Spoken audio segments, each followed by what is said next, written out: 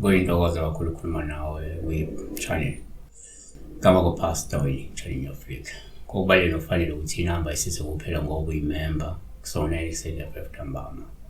Uyafona awungu-WhatsApp, awusebenzisa WhatsApp. Fona from Monday to Friday kuphela. Sunday ngisesontweni.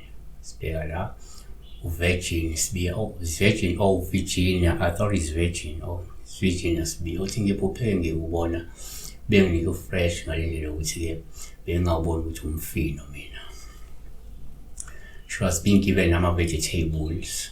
So imfino in English vegetables. It can be any type of vegetable. It's just vegetable imfino. So number one, ngokujwayelekile uma uphupha umfino kuwupha oluhluma unikwa. Lokhu kusho ukuthi kungenzeka uzokuba nempilo enhle futhi emnandi nenhlala kahle nenhlanhla enkulu futhi ke kuzofezeka isifiso sakho. uGenesis 1:29 uNkulunkulu wathi bhekani ngiyakunika yonke imifino ethela imbewu emhlabeni wonke nemithi yonke okukuyo izithelo zomuthi oveza imbewu kube ukudla kwenu. Kanti uDaniel 1:12 ake ulinge izinceku zakho insuku eziyishumi basiphi imifino yokudla namanzi okuphuza.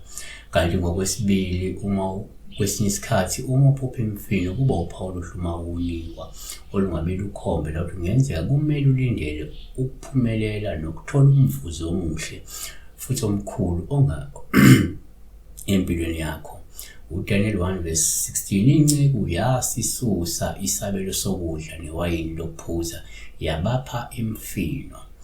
Kanti Izaga 15:17 isidlo semifino lapho kukhona uthando singcono kunenkabi ekhuluphalisweyo kanye nenzondo. Kanti ke number 3 ngokwesintu uma kungenzeka uphupha imifino kuyaba uphawu oluhluma unikwa ngoba kuvamile ukuthi kukhona ukuthi kungenzeka ukhulelwe noma umuntu ozokhulelwa uma ukuthi kena usebudlelwaneni awulisebenzisi ijazi likamkhwenyana.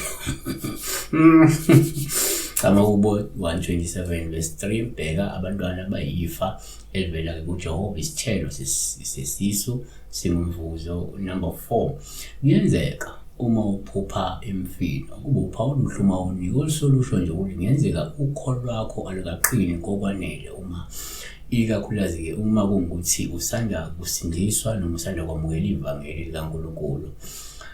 KwabaseRoma 14:2 omunye ukholwa ukuthi angadla noma angadla konke kepha obuthakathaka udla imifino. Siyabonga kakhulu ke besibheka la uphupha nje umuntu ekunikeza imifino, uqhamuka umuntu ekupha imifino, ekunikeza imifino, ekunikeza vegetables. It's a very positive dream in most cases. Abantu abaphupha imphupho bayaphumelela kakhulu empilweni zabo. Yeah, so.